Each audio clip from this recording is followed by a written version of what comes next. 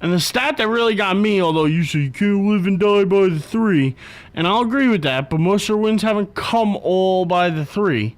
They do have some really good three-point shooters, by the way. Kidd, Novak, even Melo. You got some guys that can shoot the rock. J.R. Smith. They do. They had their third game of 17-plus three-pointers. Third game this year where they've had 17 or more three-pointers. The rest of the NBA, all the other teams combined, have one. One game in which they've shot and made more than 17 three-pointers. Yeah, but how many games is Steve Novak going 5 of 7 from 3? How many games you shooting 17 of 33 from 3? I mean, that's 33 possessions you chucked up a 3. You cannot win championships like that. You can't. But I don't think that they're necessarily relying on him to be like that. You know what I mean? Well, I mean, if they look, Novak's on the court to shoot threes, and that's fine. And if he's got open shots, you got to shoot And he comes in him. off the bench, so You know, I mean they look for him in those situations. 33 threes as a team, though. I mean, really? Yeah. That's just unnecessary, especially when you're up by 20.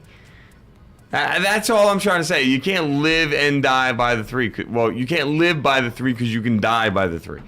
It can get you places, but it can't get you everywhere you want to go.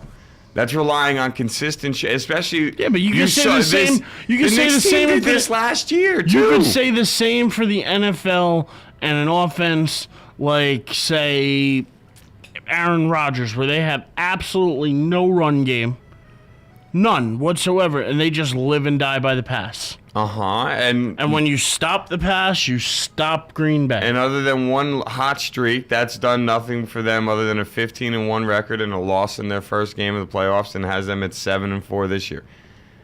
Well, I'm just saying, that's what it's comparable to. I mean, to me, that's the same thing the Knicks did last year. They shot a lot of threes. They won games during the regular season. They get to the playoffs, they can't make their threes. Yeah, but the difference between this year and last year, and I mean, there's no way you can even argue this, is their defense. Okay, but they're 3 straight games in a row giving over 100 points now.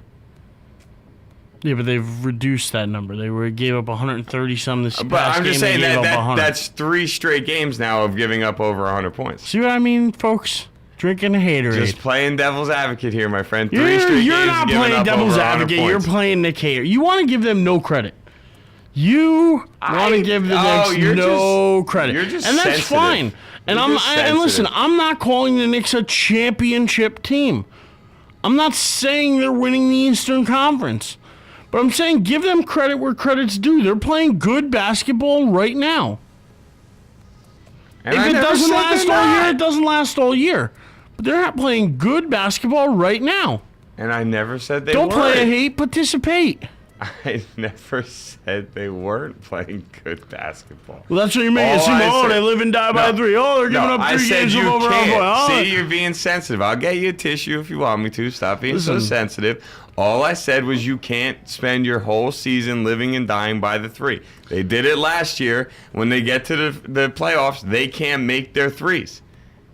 They get dominated by Miami. They dominate Miami in the opening game of this year. What do? Make their threes. It's the regular season. You're home. It doesn't count as much. That's all I'm trying to say. You can't live and die by the 3. Now, if they rest their hat and live and die by defense, double digits just doesn't matter, folks. Doesn't matter. Not in the first game of the season. No, it didn't really mean anything to me. We'll see where we're at after 82 games. I mean, come on. We'll play them in Miami. Let's see what happens there. Now, if the Knicks decide that they are going to live and die and rest their hat on defense, then to me, that's a championship attitude. And that's the one thing about this Knicks team that I truly, truly have enjoyed about watching them this year. Is last year when you watched them and they had a lead, you didn't really sit there and feel confident about them. Or when they were trailing, you didn't sit there and say to yourself, oh, I think they can make a comeback. You watched them against the Spurs, and you sat there and told yourself they have a shot because they played lockdown defense. And that is probably my favorite part about watching the Knicks play basketball right now, is that when they're trailing, it doesn't mean they're out. because they're willing to step up on the defensive side of the ball. I think this team has showed tenacious defense at times. I really do. And I think if they play like that all year long, they are a team to reckon with in April and May and maybe even in June. Play like a champion today. I'm just trying to talk a little more of a big picture here. I'm trying to compliment your Knicks. And all you can come back at me is play like a championship today. That's just terrible. So because I really don't think, I think you're giving them a backhanded comment. I'm complimenting them. How is that a backhanded comment? It's a backhanded compliment. It's kind of like, you're just sensitive. I will get. I'm not sensitive. You know what? Every time we're going to talk about the Knicks, I will bring in a box of tissues for you because I just can't handle me telling it how it is. It's okay. Dude, I just think you're delusional when it comes to the NBA. I don't know if we're watching the same NBA, me and you.